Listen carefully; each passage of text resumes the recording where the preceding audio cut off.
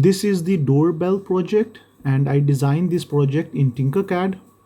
This is the code for this one, and how it is working. I will simulate it.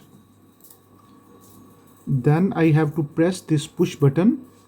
Then this buzzer will glow and this LED will glow for 3 seconds, 300 milliseconds. Let's do it. So I released it after a few seconds, but the buzzer was continuously for 3 seconds. Let's glow one more time. And the link of this project, of this code, is in my GitHub.